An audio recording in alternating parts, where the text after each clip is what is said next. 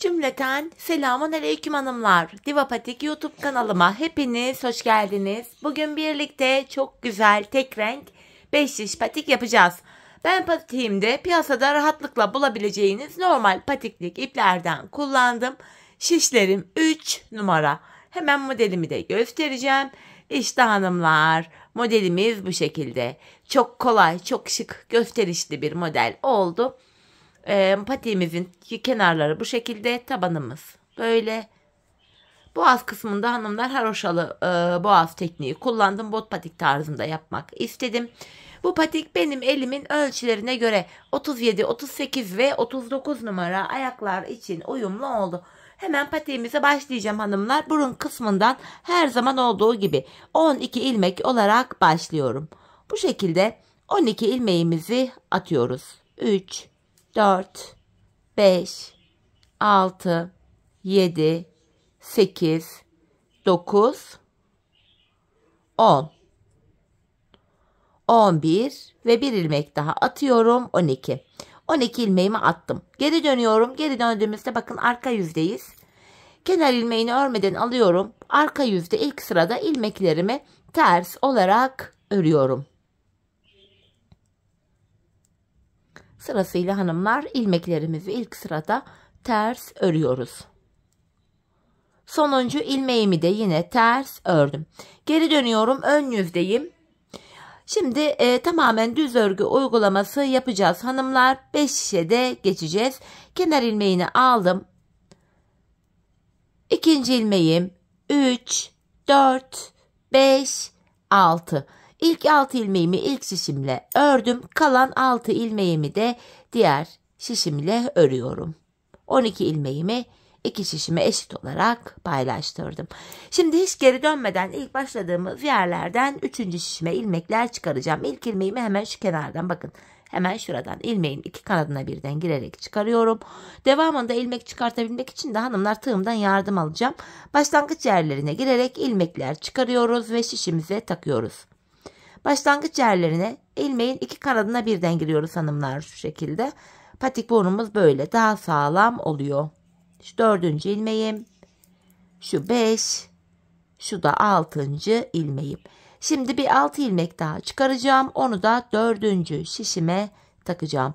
1. ilmeğim, 2. ilmeğim, 3. ilmeğim, 4, 5, 6.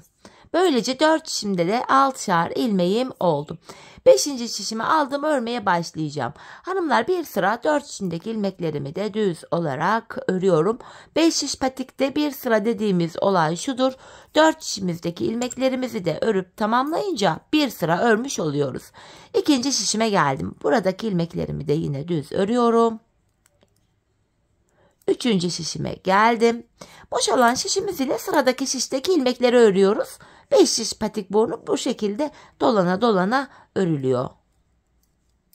4. şişime geldim. Buradaki ilmeklerimi de yine düz olarak öreceğim. Bu şekilde bir sıra örmüş olduk hanımlar. 4 şişimizi de ördük. Şimdi tekrar ilk şişimdeyim. İlk şişin ya da şişlerin yerini karıştıranlar olabilir. Şöyle ilk şişin altına bir ip takarak ya da bir iğne takarak yerini belirleyebilirsiniz. Böylece şişlerin hangi şiş olduğunu karıştırmamış olursunuz. Şimdi artırma zamanı. Patik burnumuza şöyle baktığımızda artırma işlemini sağ ve sol kenardan yapacağız. Orta kısımlardan artırma yapmıyoruz. İlk şişimdeyim. Kenarım hemen sağda. 2 ilmek örüyorum. 1, 2. Ardından 2. ilmeğimin altındaki hemen şu ilmeğimin kenarına girdim ve bunu düz örüyorum. Artırmamı yaptım burada. Kalan 4 ilmeğim düz örülüyor. Burada 7 ilmeğim oldu. 2. şişime geldim. Kenara bakıyoruz sol tarafta. Son 2 ilmeğim kalana kadar öreceğim. Bakın sondan 2. ilmeğimin altındaki şu ilmeğimin kenarına girdim ve buradan aldığımı da düz örüyorum. Kalan 2 ilmeğim düz örülüyor. Böylece burada da 7 ilmeğimiz oldu. 3. şişime geldim, kenar başta. 2 ilmek örüyorum. Ardından 2. ilmeğimin altında hemen şu ilmeğimin altına girip buradan aldığım ilmeğimi de düz ördüm. Kalan 4 ilmeğim düz örülüyor. İlk 3 şişimde 7'şer ilmek oldu. 4. ve sonuncu şişimdeyim. Kenar sol tarafta. Son 2 ilmek kalana kadar öreceğim. Kenardan artırmamı yapacağım. Sondan 2. ilmeğimin altına giriyorum ve buradan aldığımı düz ördüm. Kalan son 2 ilmeğim de düz örülüyor. 4 şişimizde de hanımlar 7'şer ilmeğimiz oldu. Bir sıra artırma yaptık. Şimdi bir sıra 4 şişimdeki ilmeklerimi de artırma yapmadan düz öreceğim. 5 şiş patik burnunda bir sıra artırma yaparken bir diğer sırada artırma yapmıyoruz. Sebebi şu. Her sıra artırma yaparsak şayet patik burnumuz bir anda açılma yapar ve hoş bir görüntü olmaz. 2. şişimdeki ilmekleri de düz ördüm. 3 ve 4. şişimdeki ilmeklerimi de düz öreceğim. Bu düz ilmeklerimi örerken sizlere artırma işlemini kısaca tekrar etmek istiyorum. Artırma işlemini 1. ve 3. şişimizde ilk 2 ilmeği ördükten sonra yapıyoruz. 2. ve 4. şişimizde de son 2 ilmek kalana kadar örüp öyle artırıyoruz. Evet hanımlar, 4 şişimdeki ilmeklerimi de düz ördüm. Şimdi tekrar artırma zamanı. İlk şişimdeyim, kenar başta. 2 ilmek örüyorum. Ardından 2. ilmeğimin altına şuraya girip buradan aldığımı da düz ördüm. Kalan 5 ilmeğim düz örülüyor. Böylece burada 8 ilmek oldu. 2. şişime geldim. Kenar sol tarafta. Son 2 ilmeğim kalana kadar örüp kenardan artırmamı yapacağım. Bakın sondan 2. ilmeğimin altına, yani şuraya girerek bunu düz örüyorum ve kalan 2 ilmeğim de düz örülüyor. Burada da 8 ilmek oldu. 3. şişimdeyim, kenar başta. 2 ilmek örüyorum. Ardından 2. ilmeğimin altına şuraya girip buradan aldığımı da düz ördüm. Kalan 5 ilmeğim düz örülüyor. İlk 3 şişimde 8'er ilmeğim oldu. 4. ve sonuncu şişimdeyim, kenar solda. Son 2 ilmeğim kalana kadar öreceğim. Sondan 2. ilmeğimin altına, yani şuraya girdim ve buradan aldığımı da düz örüyorum. Kalan 2 ilmeğim düz örülüyor. 4 şişimizde de 8'er ilmek oldu. Şimdi bir sıra artırma yaptık. Bir sıra 4 şişimizdeki ilmekleri düz öreceğiz. Sonraki sıra artıracağız. Düz öreceğiz, artıracağız. Patik burnunu bu şekilde tamamlayacağız.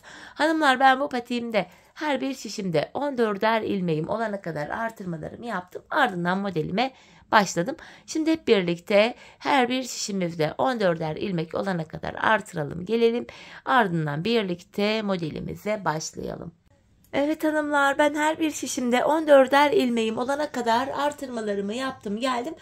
Artırmalardan sonra bir sıra düz örmedim. Hemen modelime başlayacağım. Toplamda hanımlar buraya 1, 2, 3, 4 tane model yaptık. Model 5 ilmekten oluşuyor. Model aralarında şuralarda 2'şer ilmek tersimiz var. Sadece en sol ve en sağda yanlarda birer ilmek tersimiz var. Modelimiz 4 sıradan oluşuyor. Her 4 sırada bir modeli tekrar ediyoruz. Şimdi ilk şişimdeyim. Ön yüzde modelde 1. sıramız. Hemen bir ilmek ters örerek başlıyorum. 5 tane düz. 1, 2, 3, 4, 5. Şimdi model aralarında 2'şer ilmek ters öreceğim. 1, 2 tane ters ördüm. 5 ilmek düz. 1, 2, 3, 4, 5. 2 tane ters öreceğim. Şu birinci ters ilmeğim. İkinci şişime geçiyorum. İkinci ters ilmeğimi de buradan alarak örüyorum. 5 tane düz. 1, 2, 3, 4, 5. 2 tane ters örüyorum. 5 ilmek düz. 2, 3, 4, 5 ve kenardaki bir ilmeğimi ters olarak ördüm. Modelde ön yüzde 1. sıramızı yaptık hanımlar. Çok pardon, patiğimi düşürdüm. Tabandayım. Tabanda model kurulumu yapmıyoruz. Tabandaki ilmeklerimizi düz olarak örüyoruz. Ön yüzde ilk 2 şişe model kurulumu yaparken tabandaki 3. ve 4. şişteki ilmekleri model kurulumu yapmıyoruz. İlmeklerimizi düz olarak örüyoruz. 2. şişime geçtim. Yine buradaki ilmeklerimi de düz olarak örüyorum.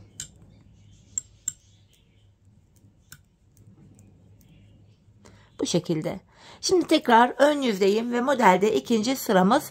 Bu sıramızda da yine ilk sırada yaptığımız işlemin aynısını yapacağız. Bir ilmek tersimi ördüm. Aralardaki ters ilmekler model bitene kadar yine ters olarak örülüyor. 5 ilmek düz öreceğim. 1, 2, 3, 4, 5. Aradaki 2 ters ilmeğimi ters örüyorum. 5 ilmek düz örüyorum. 3, 4, 5. Tekrar 2 ilmek ters öreceğim. Bu şekilde. Şu birinci ters ilmeğim. Şu da ikinci. 5 ilmek düz örüyorum. 2, 3, 4, 5. 2 ilmek ters. 5 ilmek düz. Ve kenardaki bir ilmeğimi ters ördüm. Tabanımıza geldik yine. Tabanda hanımlar yine ilmeklerimiz düz olarak örülecek. Artık videonun devamında bu taban bölümü göstermeyeceğim hanımlar. Keseceğim. Sadece ön bölümleri göstereceğim. Sizler bu aşamada videonuzu durdur oynat yaparak patiğinizi kolayca örebilirsiniz. Çünkü tabanda hanımlar sadece düz örgü uygulaması yapıyoruz. Model, detay, ayrıntı hiçbir şey yok taban bölümünde. Evet, tabanımızı ördüm. Tekrar ön yüzdeyiz hanımlar. Modelde 3. sıramız. Bu sıramızda modeli şekillendiriyoruz. Kenardaki bir ilmeğimi ters ördüm. Şimdi ipimi şişime doluyorum. Yani kenara bir tane ajur yaptım. Yanına bakın 5 tane düz ilmeğim var. İlkini ters olarak örüyorum. Ortadaki 3 ilmeği tersten keseceğim. Bakın ipi kendime doğru aldım. Bu ortadaki 3 ilmeğin 3'ünü birlikte tersten keserek örüyorum. Yanındaki bir ilmeği de ters ördüm ve tekrar ipimi şişime doluyorum. Yani ajurumu yapıyorum. Tekrardan ortadaki ilmek kesiyoruz. Yanlara birer ajur yapıyoruz. Tekrar ortada 5 ilmeğimiz oluyor. Ajurumu yaptıktan sonra aradaki 2 ters ilmeğimi ters ördüm. İkinci modeli yapıyorum. İpimi şişime doluyorum. Bir ilmek ters örüyorum. Ardından şu ortadaki üçlü ilmeği bakın. Üçünü birden tersten keserek örüyorum. Tekrardan bir ilmek ters ördüm. Hemen buraya da ajurumu yapıyorum. Arada 2 tane tersim var. Bir. İkinci şişimden devam ediyorum. Şu da ikinci ters ilmeğim. Üçüncü modeli yapıyorum. İpimi şişime doladım. Bir ters ördüm. Ortadaki şu 3 ilmeğin 3'ünü tersten kesiyorum. Yanındaki bir ilmeği de ters ördüm. İpimi şişime doluyorum. Yani ajurumu yapıyorum. Aradaki 2 ters ilmeğim ters örülüyor. Dördüncü sonuncu modelimi yapacağım. İpimi şişime doladım. Bir ilmek ters ördüm. Ardından şu ortadaki üçlü ilmeği tersten 3'ünü birden keserek örüyorum. Tersten kesim yapıyoruz. Yanındaki bir ilmeği de ters ördüm. Tekrar ajurumu yapıyorum ve hemen yanına bir ilmek ters örüyorum. Modelimizin 3. sırası da bu şekildeydi. Tabandaki ilmekleri düz olarak örelim gelelim. Evet hanımlar, tabanımızı ördüm geldim. Tekrardan ön yüzdeyiz. Modelde 4. ve sonuncu sıramız. Bu sıramızda da yine ilmekleri gördüğümüz gibi öreceğiz. Bakın bir tersimi ters ördüm. 5 ilmek düz örüyorum. 3, 4, 5. Bir ilmek ters örüyorum. Ya pardon, ortada 2 tersimiz var. 2 ters örüyorum. 5 ilmek düz. Modelimiz bu kadardı hanımlar. Tekrardan 2 tane ters öreceğim. İkinci şişimden devam ediyorum. İlk ilmeğimi burada ters ördüm. 5 ilmek düz. 3, 4. Bakın ajurumu da düz ördüm. 5 oldu. 2 ilmek ters örüyorum. 5 tane düz. 3, 4, 5 ve kenardaki son bir ilmeğimi ters örüyorum. Hanımlar, böylece ilk modelimizi tamamladık. Şu an model kendini göstermiyor. Belli değil fakat model ördükçe kendini gösteren bir yapıya sahip. Şimdi tabanımızı düz olarak örüp gelelim. Evet, tabanımızı ördüm geldim hanımlar. İlk modelimizi tamamlamıştık. Şimdi ilk modeli nasıl yaptıysak ikinciyi de aynı şekilde öreceğiz. İlk modelin sıralamalarını tekrar ediyoruz. Şimdi ikinci modelde ilk sıradayız. Yine bir ters örüyorum. 5 ilmek düz. İlk modelde yaptığımız işlemin aynısını ikincide de yapıyoruz. 5 düz ördüm. 2 ters. 5 ilmek düz. 3, 4, 5. 2 ilmek ters öreceğim. İkinci şişimden devam ediyorum. Şu ikinci ters ilmeğim. 5 tane düz. 2 tane ters örüyorum. 5 tane düz. Ve son bir ilmeğim kaldı. Bunu da ters olarak ördüm. İkinci modelin ilk sırasını tamamladık. Tabanımızı örüp gelelim. Evet hanımlar, tabanımızı ördüm. Yeniden ön yüzdeyiz. İkinci modelin ikinci sırasını yapacağız. Yine ilmekleri gördüğümüz gibi örüyoruz. Bir ilmek ters örüyorum. 5 ilmek düz. 2, 3, 4, 5. Aralarda ikişer tersimi ters örüyorum. 5 ilmek düz. 3, 4, 5. 2 tane ters. 5 tane düz.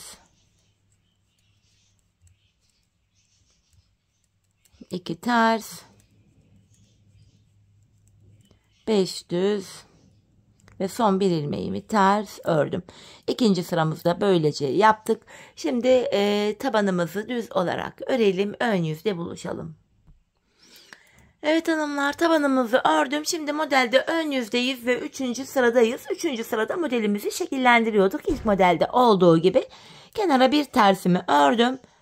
Şimdi yapacağım işlem şu. 5 tane düz ilmeğim var. İpimi şişime doluyorum. Yani ajurumu yaptım. Bir ilmek ters örüyorum. Ardından ipi kendime doğru aldım. Bakın şu ortadaki üçlü ilmeğin üçünü tersten kesiyorum. Yanındaki bir ilmeği ters ördüm ve ipimi şişime bir kere doluyorum. Bakın ilk şeklimizi yaptık. Aradaki iki tersimi ters örüyorum. İkinci modeli yapacağız. İpimi şişime doladım. Bir ilmek ters ördüm. Ortadaki üç ilmeğin üçünü tersten kesiyorum. Bu şekilde hemen yanına bir ilmek ters ördüm. Tekrar ajurumu yapıyorum buraya da. Arada iki tersim var. Şu bir. İkinci şişimden devam ediyorum. Şu da ikinci ters ilmeğim. Şimdi yeniden üçüncü modeli yapacağız. İpimi şişime doluyorum. Bir ters ördüm. Öndeki üç ilmeği tersten keserek örüyorum. Bu şekilde. Yanındaki bir ilmeği de ters ördüm ve ipimi şişime bir kere doluyorum. Arada iki tane tersim var. Dördüncü ve sonuncu modeli yapıyorum. Ajurumu yaptım. Bir ters örüyorum. Şöyle ajurumdan sonra bir ters. Ortadaki üçlü ilmeği tersten kesiyorum. Şöyle üçünü birden ördüm. Yanına bir tane ters ördüm ve tekrar ipimi şişime doladım. Yanındaki bir ilmeğimi ters olarak örüyorum. Üçüncü sıramızı da ördük hanımlar. Şimdi tabanımızı düz olarak örüp gelelim. Evet hanımlar, tabanımı düz olarak ördüm. Yeniden ön yüzde ve modelde dördüncü yani sonuncu sıradayız. Bu sıramızda yine ilmekleri gördüğümüz gibi örüyoruz. Kenardaki bir ilmeği ters ördüm. 5 ilmek düz örüyorum. Bakın ajurları da yine düz ördük. 2 tane ters. 5 ilmek düz örüyorum. 2 ters. İkinci şişimden devam ediyorum. İkinci ters ilmeğimi buradan alarak ördüm. 5 ilmek düz örüyorum. 2 tane ters. 5 ilmek düz örüyorum. Yanındaki bir ilmeğim ters. Evet, ikinci modeli de böylece tamamladık. Dediğim gibi model ördükçe kendini gösteren bir model. Şeklimiz yavaş yavaş ortaya çıkmaya başlıyor bu şekilde. Tabanımızı örüp gelelim. Evet hanımlar, yine tabanımızı ördüm. Geldim ön yüzdeyiz. Yine 4 sıradan oluşan ilk iki modelimizi tamamladık. Yine aynı 4 sıradan oluşan 3. modeli yapacağız. Her 4 sırada bir model tekrar edecek. Kafanız karışmasın diye yine ilk sırayı göstereyim. İlk iki modelde olduğu gibi ilmekleri yine gördüğümüz gibi örüyoruz. Bir ters, 5 ilmek düz. Aralardaki iki tersleri yine ters örüyorum. 5 ilmek düz. 3. modelin 1. sırası oluyor. Tekrar araya 2 tane ters örüyoruz. 5 ilmek düz. 2 tane ters.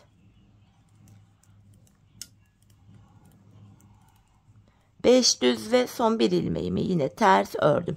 3. modelin de ilk sırasını yaptık. Tabanı ördükten sonra modelin ikinci sırasını yapacağız. Sonra 3, 4.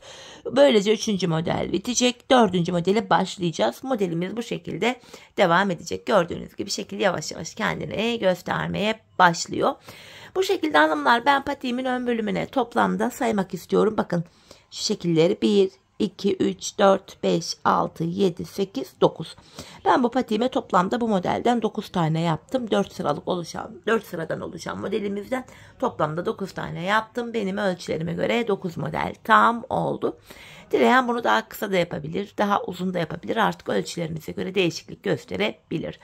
Şimdi hanımlar hep birlikte patiğimizin ön bölümünü ölçülerimize göre tamamlayalım. Ölçü derken ayağınıza deneyerek de yapabilirsiniz. Patiği ayağınıza giyin, ölçün. Artık ne kadar yapmak istiyorsanız, bileğe kadar mı, daha kısa mı? Ayağınıza göre ayarlayabilirsiniz. Şimdi patiğimizin ön bölümünü hanımlar örelim gelelim. Ardından birlikte boğaz kısmına birlikte geçelim. Evet hanımlar, patiğimin ön bölümünü tamamladım. Toplamda 9 tane model yaptım. 1, 2, 3, 4, 5, 6, 7, 8 ve 9. 9. modelimin en son 4. sırasını yaptım. Geldim. Şimdi bu haroşalı boğaz kısmını öreceğiz birlikte. Öncelikle hanımlar ilk şişimdeyim. Ön yüzde. İlk şişimdeki ilmeklerin tamamını düz olarak öreceğim. Buradaki 14 ilmeğimin hepsini düz olarak örüyorum. Haroşalı boğazı yapmaya sol kenardan başlayacağız önce. Evet, ilk şişimdeki ilmeklerimin hepsini ördüm. Şimdi ikinci şişime geldim. Haroşalı boğazımız için hanımlar bu ikinci şişime 8 tane ilmek atacağım. 8 ilmek. Bakın şu birinci ilmeğim. 2, 3, 4, 5, 6, 7 ve bir ilmek daha atıyorum. 8. 8 ilmeğimi attım. 14 ilmeğim vardı. 8 ilmek daha attım. 22 ilmeğim oldu. Bu aşamada hanımlar bu 8 ilmeğin 7 tanesini haroşa için kullanacağız. 8. de kesim yapacağız. Bakın şu anda şöyle ön yüzdeyiz. İlk ilmeğimi aldım. İlmeklerimi haroşa öreceğim. Ben haroşa örgüyü örgümüzün hem ön hem arka yüzünde düz örgü örerek elde ediyorum. İlmeklerimi düz yani haroşa örüyorum. Şu ikinci ilmeğim. 3, 4, 5, 6, 7 ilmek ördüm. 8. ilmekte yandan da bir ilmek alıyorum. Bakın 8. ilmekte yandan da bir ilmek alıp ikisini kesiyorum. 7 haroşamı ördüm. 8. de bu şekilde kesimimi yaptım. Kesimden sonra geri döneceğiz. İpim benden tarafta hanımlar, kesim yaptığım ilmeği örmeden alıyorum. Kalan 7 ilmeğimi düz olarak yani haroşa olarak örüyorum. Sonuncu ilmeğimi de ördüm. Tekrar geri dönüyoruz. Ön yüzde kesim yapacağız hanımlar. 7 ilmek öreceğiz. 8. de kesimi yapacağız. Kenar ilmeğini aldım. İkinci ilmeğim 3, 4, 5, 6, 7 ilmek ördüm. 8.'yi örerken hemen yanındaki ilmeği de alıyorum. İkisini keserek örüyorum. İkinci kesimi de yaptık. Tekrar geri dönüyorum. İpim benden tarafta, yine ilk ilmeği örmeden aldım. Kalan 7 ilmeğimi haroşa olarak örüyorum. Haroşalı boğazda bilek kesimini bu şekilde yapıyoruz. Tekrar geri dönüyorum. Yine ön yüzde aynı şekilde 7 ilmek öreceğim. 8. de kesimimi yapacağım. 3, 4, 5, 6, 7. 8. ilmeği örerken yandan da bir ilmek alıp ikisini keserek örüyorum. Biz bu kesme işlemine hanımlar şu kenarda şurada 6 ilmek kalana kadar devam edeceğiz. Yani bu şişimizde toplamda şu haroşalı boğaz ile şu sol şişte kalan ilmeklerin toplamı yine 14 olacak. Çünkü ilk başta 14 ilmek vardı. Yine burada 14 ilmek olana kadar bu şekilde kesimlerimizi yapacağız. Şimdi 14 ilmek kalana kadar kesimlerimizi size gösterdiğim gibi burada yapalım gelelim. Evet hanımlar, haroşalı boğazımı kesimlerimi yaptım. Bakın şurada 4-8 ilmeğim var. Şurada da 3-6 ilmek kaldı. Yani buradaki toplam ilmek sayısı 14 oldu. Yani 14 ilmeğimiz kaldı burada. Artık kesim yapmayacağız. En son kesimimi yaptım. Geri dönmeyeceğim. Kalan ilmekleri de şu an ön yüzdeyim. Düz örmeye devam ediyorum. Çünkü haroşalı boğazımızın sol tarafını bu şekilde halletmiş olduk. Tabandaki şişime geldim. Yine buradaki ilmeklerimi de düz öreceğim.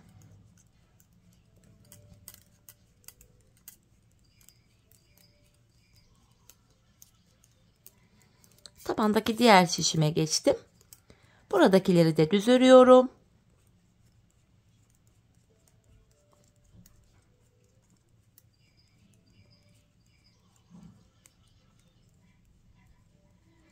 Son şişime geldim. Buradaki ilmekleri de düz öreceğim. Sonra sağ kenarın haroşalı boğazını yapacağız hanımlar. Bu 14 ilmeğimi de düz örüyorum.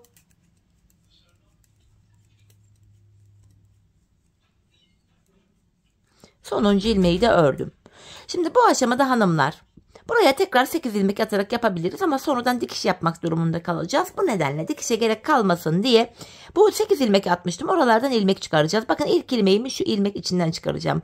Bu orta bölümde model bütünlüğü sağlansın diye bakın şuraya girerek ilk ilmeğimi buradan çıkarıyorum.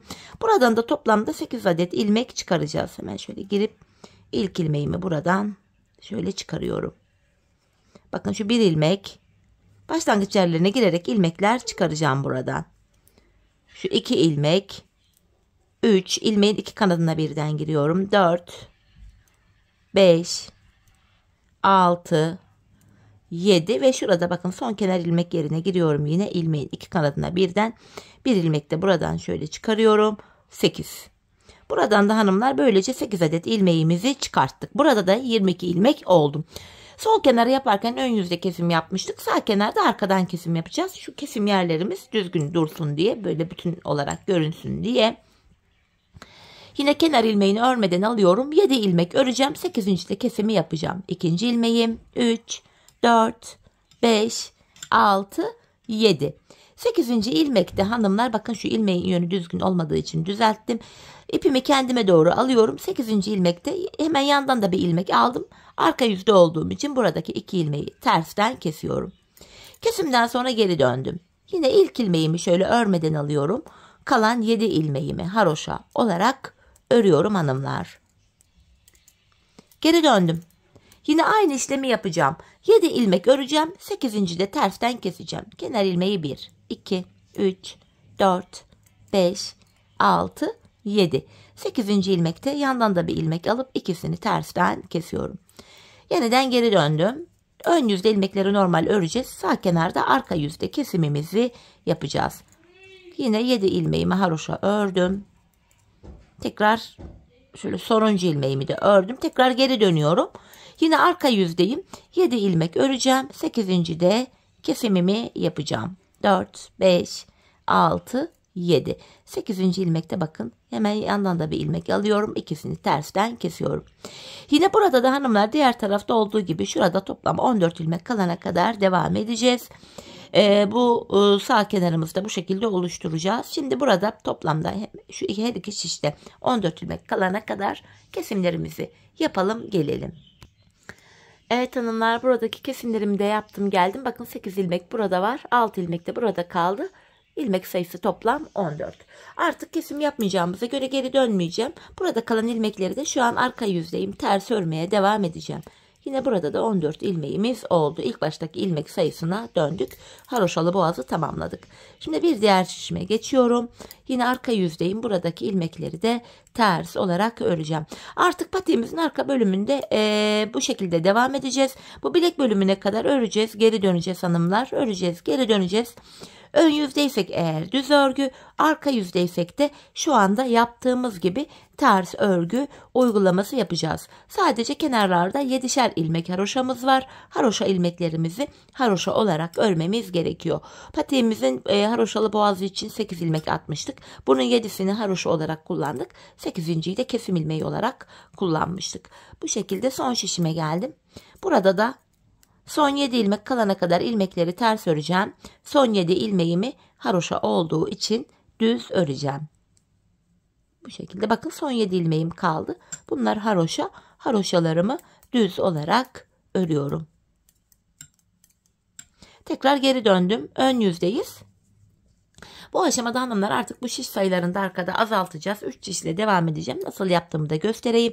Kenar ilmeğini aldıktan sonra kenar ilmeğimle birlikte toplam 7 ilmek haroşam düz örülüyor. Devamında gelen ilmekleri de yine düz olarak öreceğim. Ön yüzde olduğumuz için. Şimdi bu diğer ikinci şişteki ilmekleri de yine aynı şişimle örmeye devam edeceğim.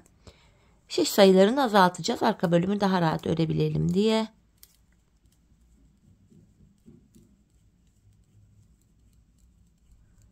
Buradaki ilmeğimi de ördüm. Şimdi diğer tarafta bakın 2 şişte de 14'er ilmek var. Bu 2 şişteki ilmekleri de yine bakın tek şişte toplayacağım. Tabandaki ilmekleri 2 şişte toplayacağız böylece.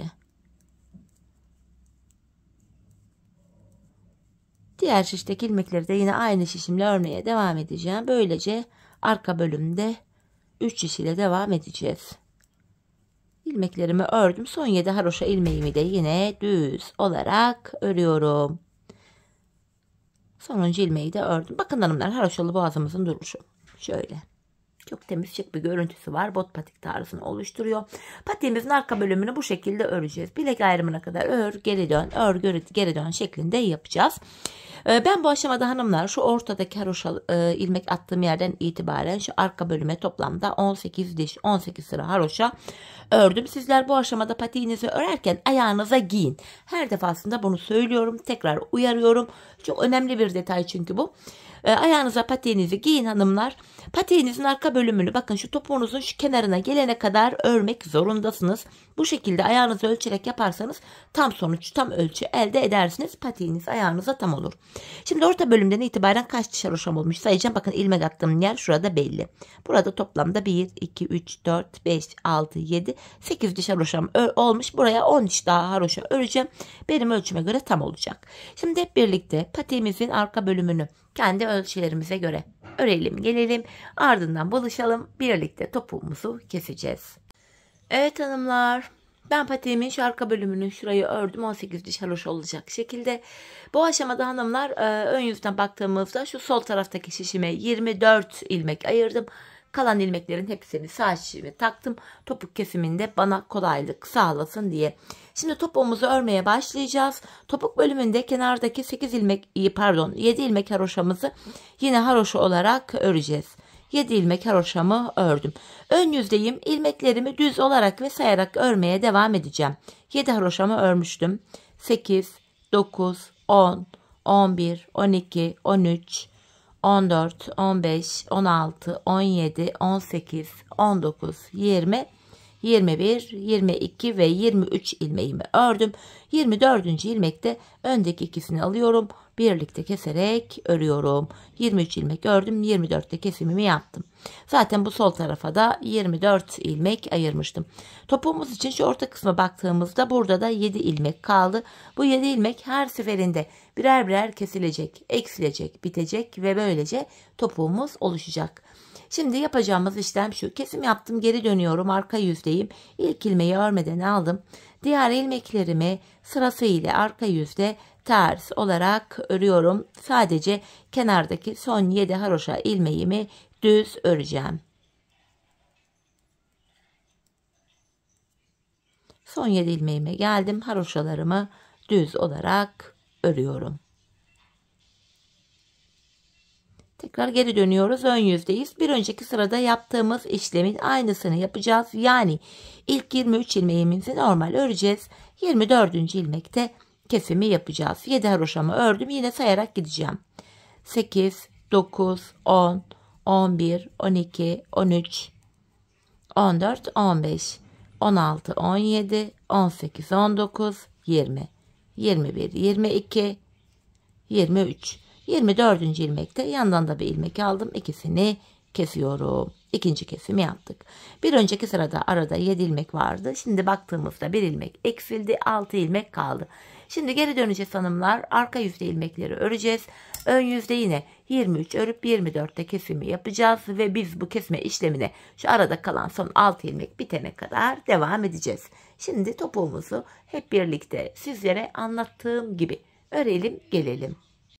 Evet hanımlar, aradaki ilmeklerin bitene kadar patiğimin topuğunu bu şekilde ördüm geldim. İlk başta sol tarafa 24 ilmek ayırmıştık.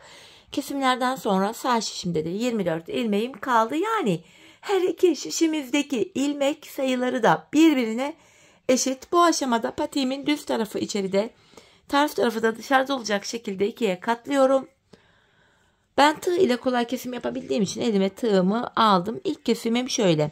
Benden taraftaki şişten bir ilmek, ikinciden de bir ilmek aldım. İkisini topluyorum. Diğer kesimlerimi şöyle yapacağım.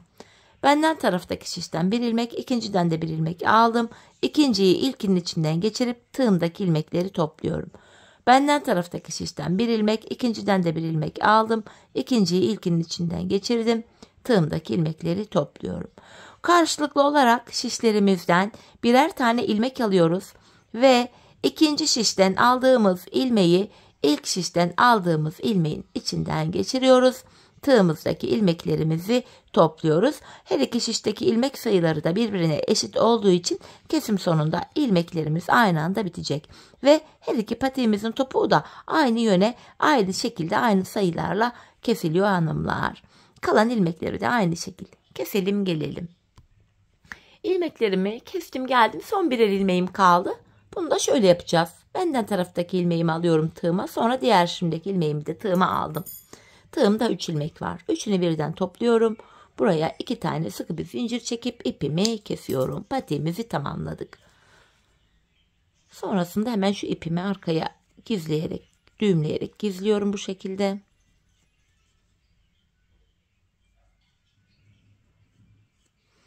Evet, topuğumuza bakalım.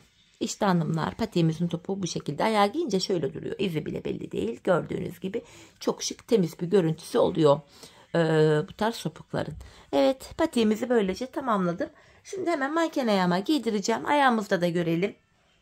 Çeyiz için çok uygun, şık, harika bir model oldu. Böyle tek renk, sade 5 diş model sevenler için de güzel bir fikir oldu diye düşünüyorum. Gayet de kolaydı modelimiz. Örmesi zevkli, hoş bir modeldi. Evet hanımlar, patiğimizin ayaktaki duruşu da işte bu şekilde gördüğünüz gibi. Gayet hoş, zarif bir patik. Şöyle göstereyim. Patiğimizin tabanı, topuk kısmı. Bakın, esneklik payını da göstereyim dilerseniz şöyle. Gördüğünüz gibi bakın. Esneklik payı da gayet güzel, ayağı saran hoş bir patik oldum. Evet hanımlar, yine birlikte güzel bir modelin daha sonuna geldik. Umarım sizlere faydalı, hoş bir video olmuştur. Yeni modellerde, yeni videolarda buluşmak dileğiyle. Şimdilik hoşça kalın, sağlıcakla kalın.